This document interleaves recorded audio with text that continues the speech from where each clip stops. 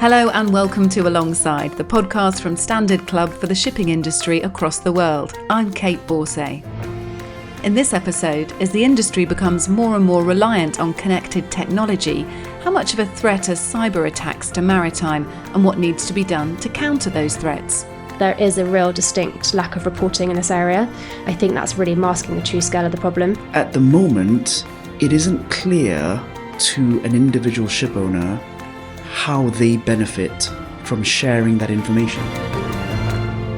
Joining me is Daniel Ung, who is CEO of Cyber Owl, a company which helps the maritime industry manage cyber risks and ensure cyber compliance.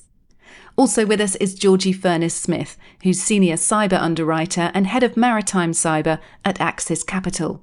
Before we begin, let's take a look at what we mean by cyber attacks or cyber threats. Daniel, give us an overview of how these threats manifest themselves. Hi Kate, thanks for having me on the podcast. The vast majority of cyber risks on shipping systems are really very sort of small events, really.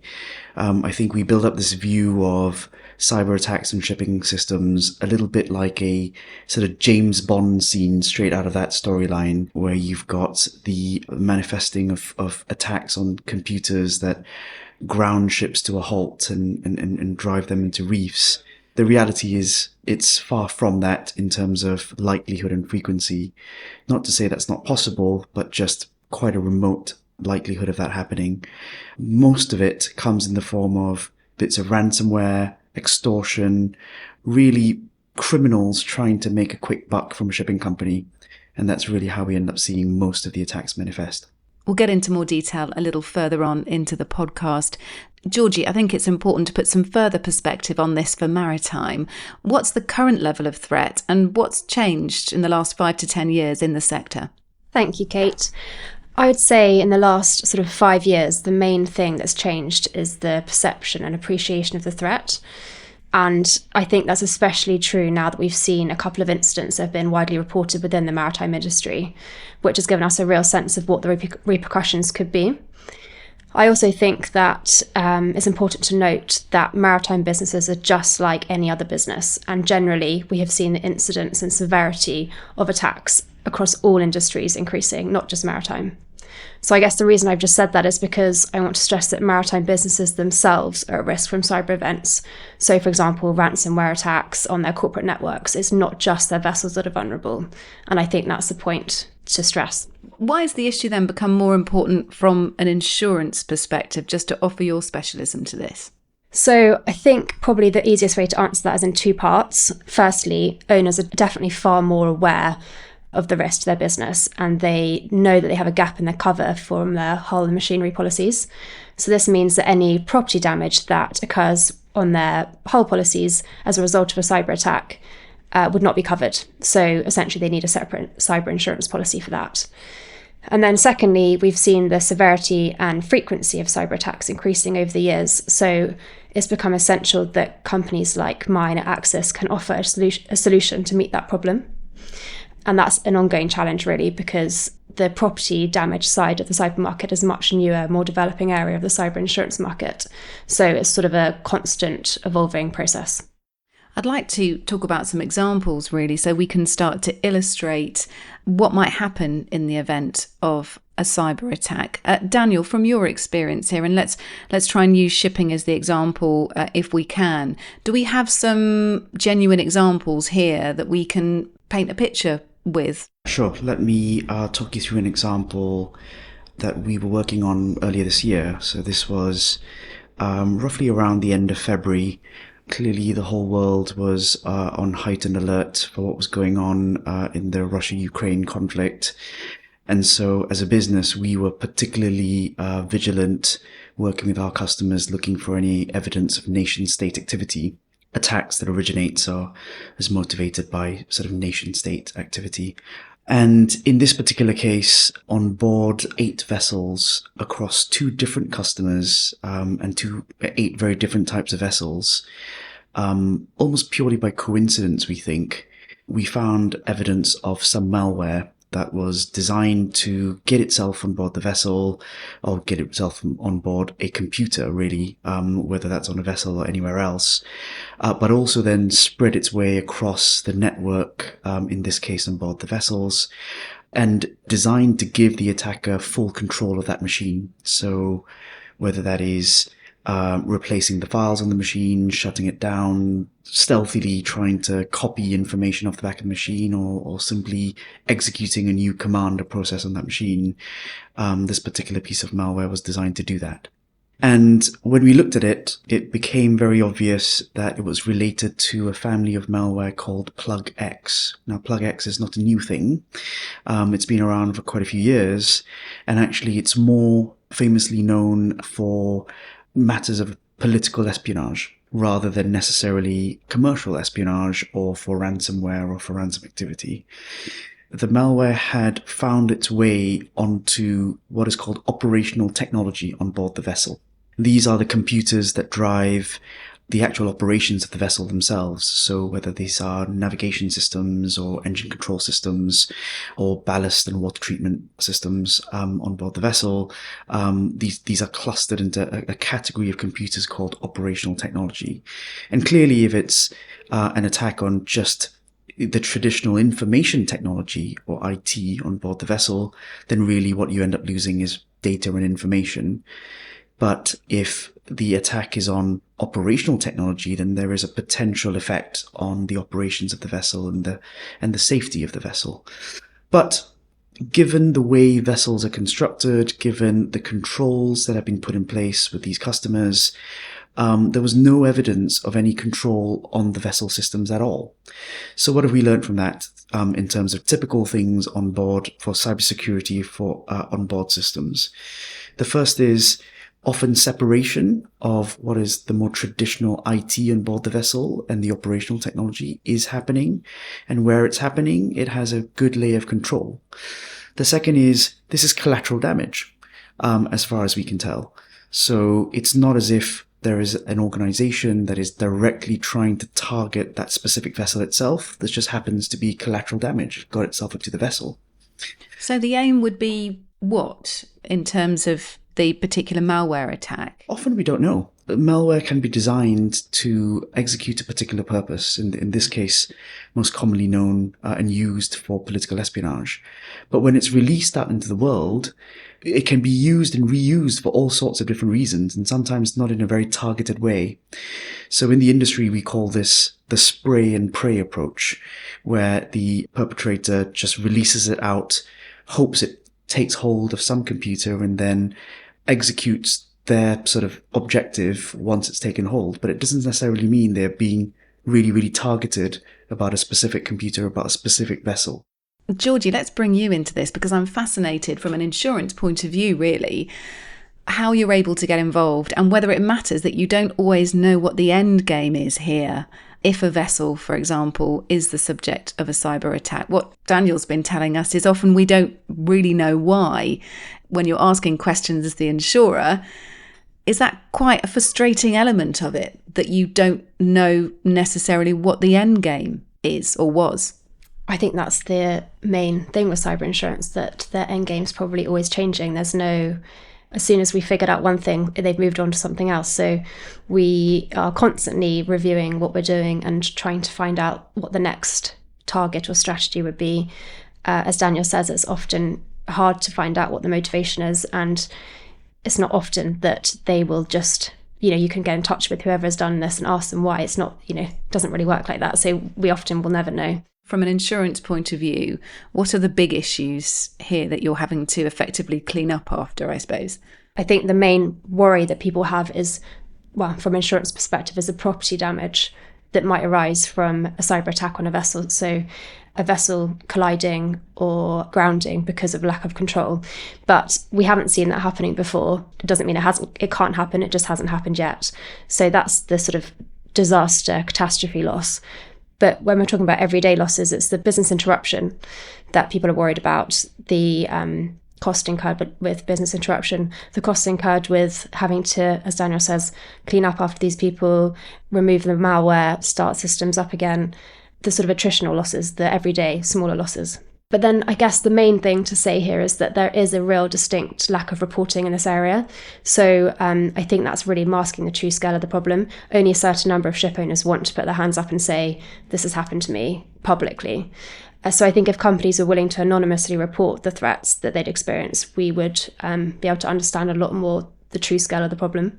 I thought it was really interesting, Georgie, what you've had to say about actually, you don't often hear about a specific proportion of attacks because sometimes operators don't want to hold their hands up to them. It might be perceived as a weakness, of course. What we're understanding is that it's actually fairly common and not that dramatic from you, Daniel. It's not some big meltdown of systems. It happens often. Is that something you encounter, Daniel, trying to convey the message, really, within Maritime, that actually this is a normal everyday occurrence and that we really need to start preparing for this and start expecting it? It's nothing to be ashamed or embarrassed about.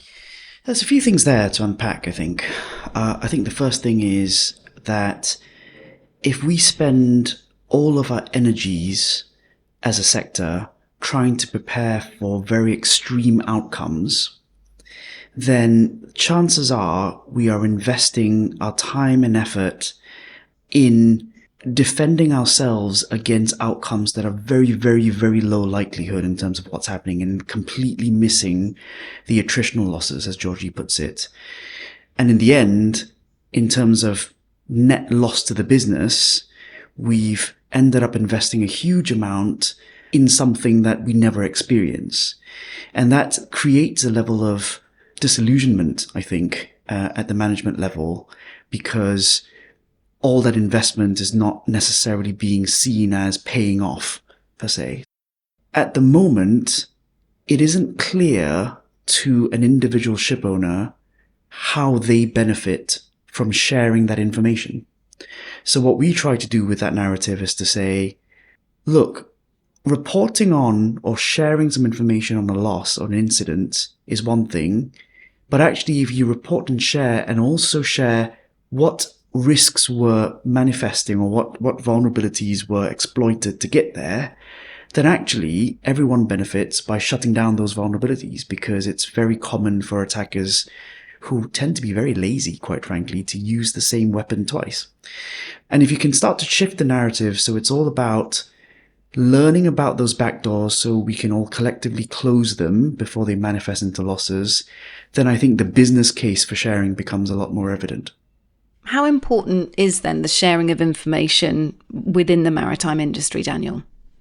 I think it's incredibly important. It's the thing that will unlock tipping the scales of us having to defend ourselves as individuals into working as a collective. And if you look at other sectors that have by and large done an incredible job of defending themselves against cyber attacks, the financial services one will spring to mind very quickly.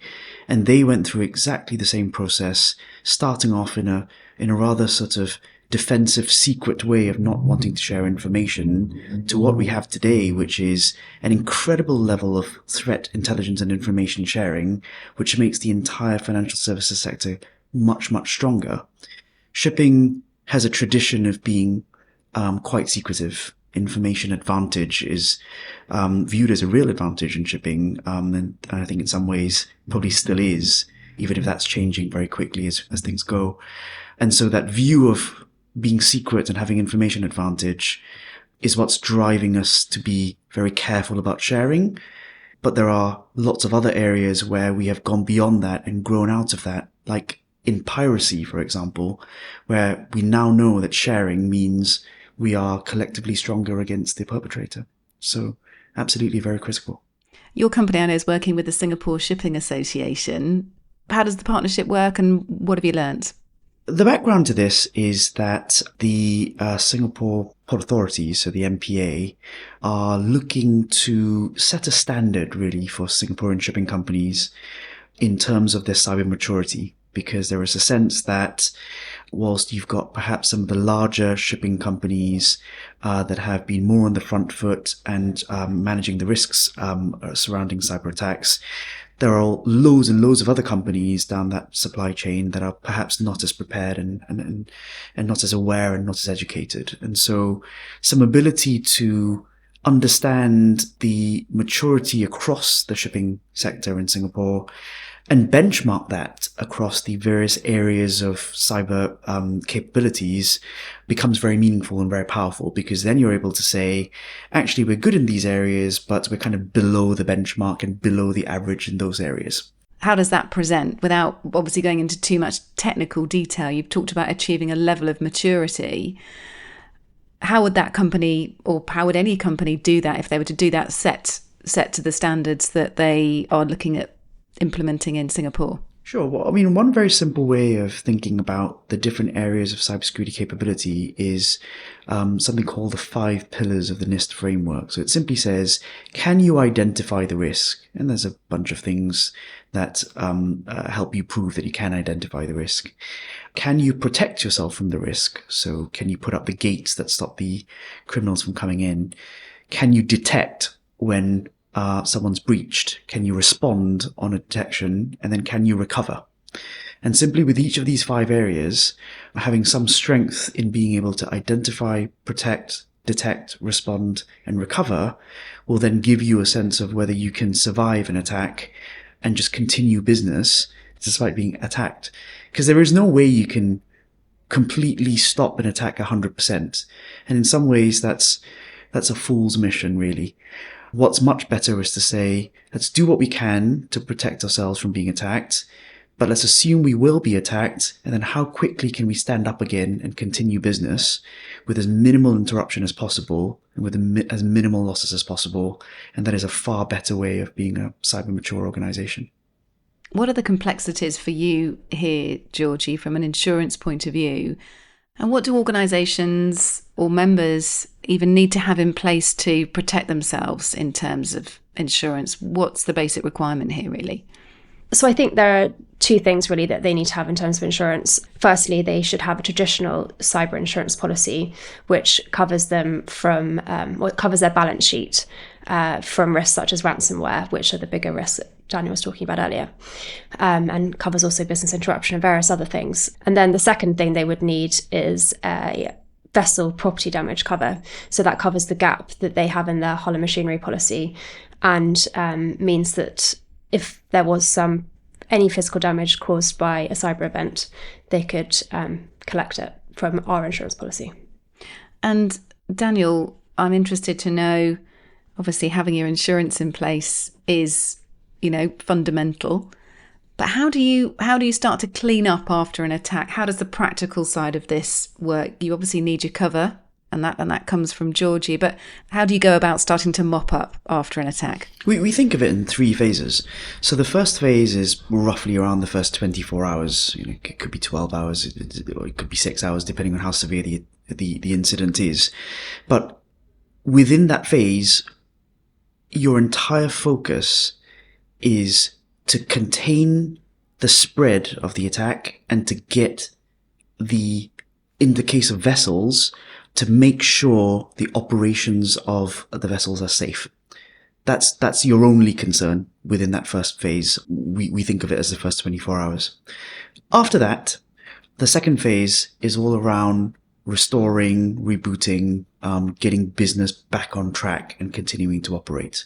Because operations are safe, you can now get it back to running again. And then the third phase after that is about collecting the evidence to understand where were the vulnerabilities in the first place?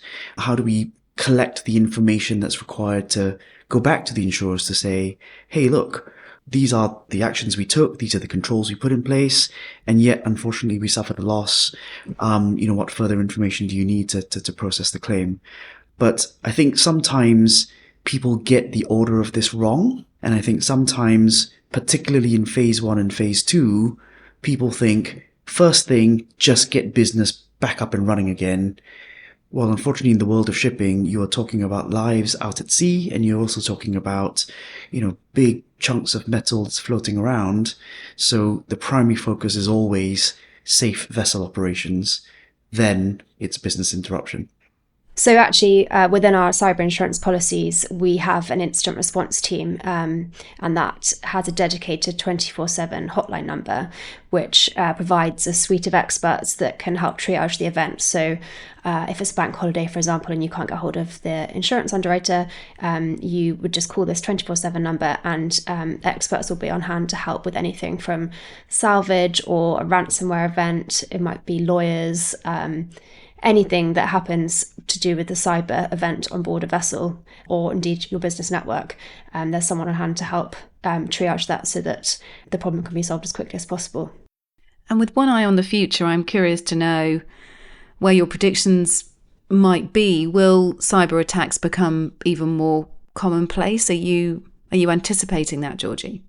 We've just had a couple of years really of real upheaval in the cyber market. We've seen the severity and frequency of ransomware attacks in particular escalating, and so the whole cyber market's had a bit of a shake-up with regards to addressing minimum standards and the types of risks we'd want to underwrite. So there's potential for us to see increased cyber threats and attacks. All evidence points towards that potentially being the case. I would agree. I mean, I think it's inevitable, really.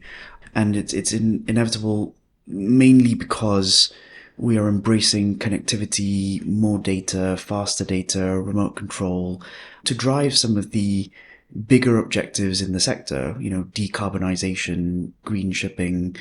We want to understand how our fuels are performing. We want to understand whether all the investments we're putting in place is paying off from a kind of decarbonization standpoint. That means more data, more connectivity. I think it's inevitable, but we're also getting stronger. We're getting more educated. We're putting more controls in place. So these things even out over time. It just ends up becoming a race. Well, that thought seems like a good point to end on. Thank you both for joining us. That's Daniel Ung, CEO of Cyber Owl, and Georgie Furness-Smith from Axis Capital. You've been listening to Alongside, the podcast from Standard Club for the shipping industry. If you have any questions about this or previous episodes, or you have a topic you'd like us to cover in future, leave a comment on the Alongside webpage. You'll find it in the Knowledge and News Hub at standardclub.com, and there's a link to it in the show notes. Join us next time when we continue to explore key topics affecting the maritime industry and those who are part of it. And make sure you follow this podcast to ensure you don't miss an episode. Thank you again to both our guests. From me, Kait Borsay, thanks for listening.